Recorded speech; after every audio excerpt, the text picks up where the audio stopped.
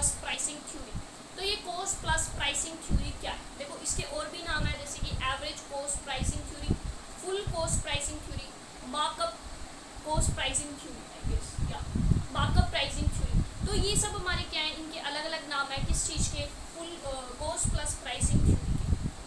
सो cost plus pricing theory actual में थी क्या, कि जैसे अभी तक हमने देखा कि प्रॉफिट मैक्सिमाइजेशन कैसे हो रहा था, लाइक कैसे आउटपुट डिसाइड हो रहा था।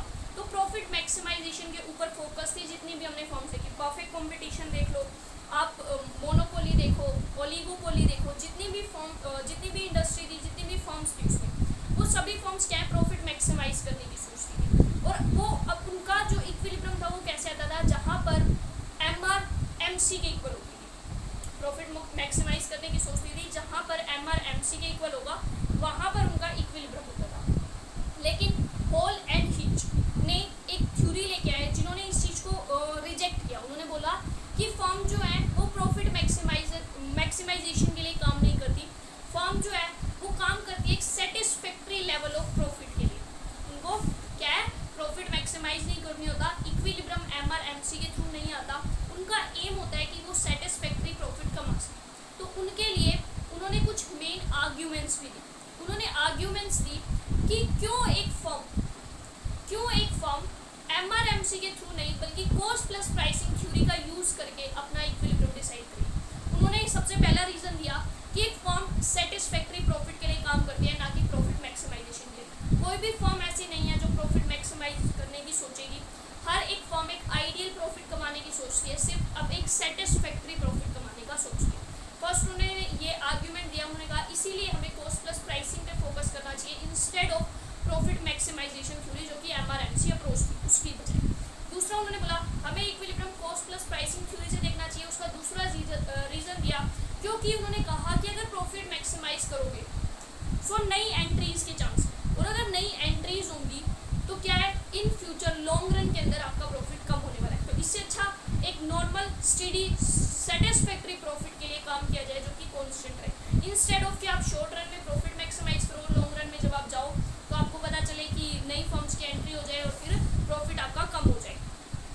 फिर उन्होंने और थर्ड आर्ग्यूमेंट क्या दिया कि आपने कहा कि हम MC और MR के थ्रू प्रॉफिट डिसाइड करेंगे, लेकिन हम अपना आउटपुट का डिसीजन, हम अपनी प्राइस का डिसीजन MC MR के थ्रू लेंगे।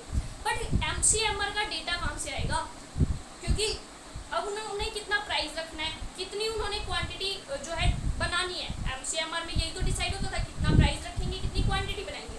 अभी आपने प्रोडक्शन स्टार्ट नहीं किया, प्राइस आपने रखा नहीं, आप पहले ही रिवेन्यू कॉस्ट को कैसे प्रेडिक्ट कर सकते हो, कैसे बता सकते हो हमें फ्यूचर में इतना रिवेन्यू होगा, इतना प्रॉफिट होगा, और आपने MR MC भी निकाल लिया और फिर बना भी दिया।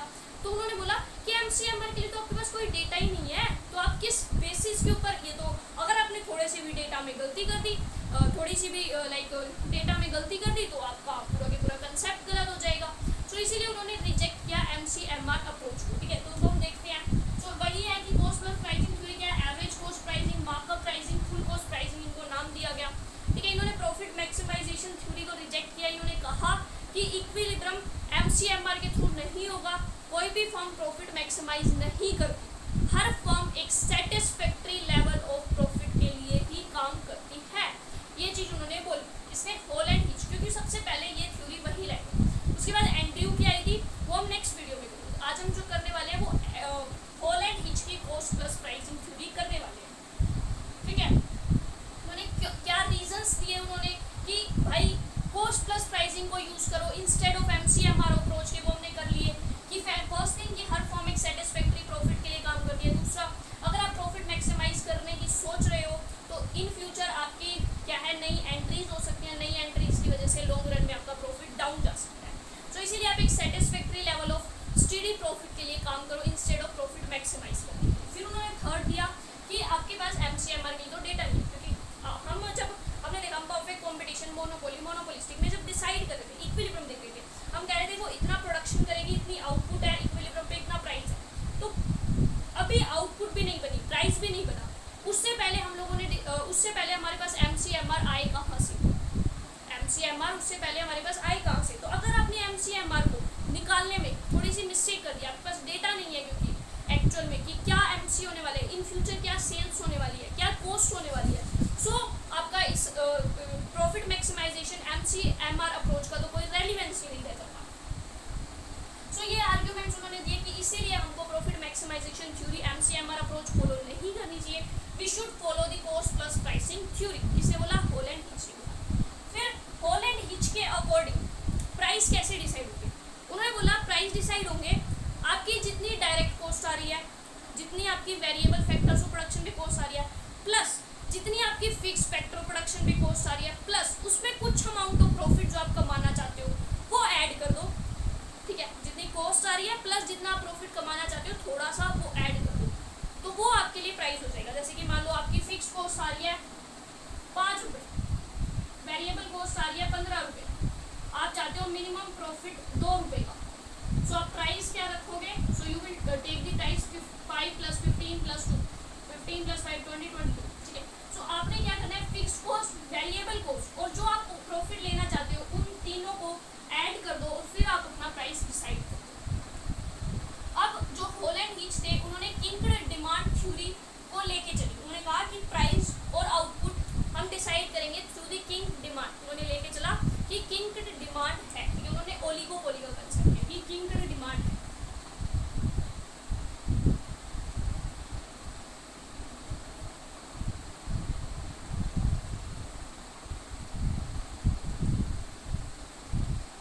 ये हमारी क्या हो जाएगी, किंक्ड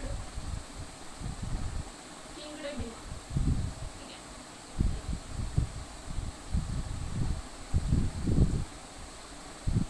है, ये हमारी क्या हो गई, किंक्ड डिमांड। उन्होंने कहा कि आप एक किंक्ड डिमांड को जो है लेके चलो।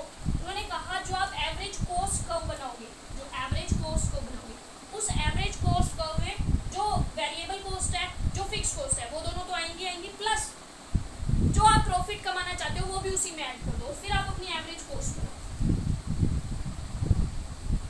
सो ये हमारी क्या बन गई, एवरेज कॉस्ट। ठीक है, जो आप वैसे एवरेज कॉस्ट में क्या होता है, ABC + AFC, AFC लो, AFC लो, प्लस जो आप प्रॉफिट कमाना चाहते हो वो भी ऐड करो और फिर एवरेज कॉस्ट बनाओ। फिर जहां पर आपकी ये इक्वल आ जाए, एवरेज कॉस्ट और आपकी डिमांड जहां पर इक्वल है, वहां आपका प्राइस और आउटपुट डिसाइड होगा। तो ये OP प्राइस, OQ क्वांटिटी, ये आपकी क्या होगी, अब डिसाइड होगी। तो आप OP प्राइस पे OQ क्वांटिटी बेचोगे। ये एवरेज कॉस्ट उन्होंने नॉर्मल एवरेज कॉस्ट नहीं ली, इसमें उन्होंने प्रॉफिट को भी ऐड किया।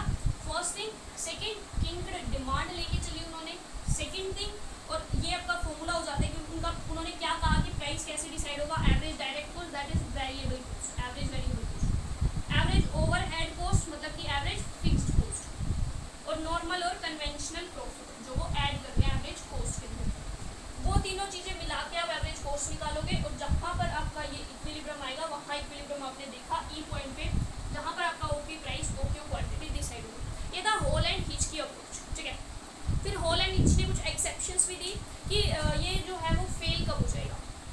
ये फेल हो जाएगा फर्स्ट जब आपकी ABC कर्व जो है वो फैक्टर के प्राइस बढ़ने से शिफ्ट कर दे। मान लो आपके फैक्टर्स ऑफ प्रोडक्शन है, उनके प्राइस बढ़ गए, फैक्टर्स ऑफ प्रोडक्शन थे, उनके प्राइसेस बढ़ गए, फैक्टर्स ऑफ प्रोडक्शन बढ़ गए तो ये जो हमारी एवरेज कॉस्ट थी ये ऊपर चली जाएगी, तो ये इक्विलिब्रियम क्या है, डिस्टर्ब हो जाएगा, खत्म बात।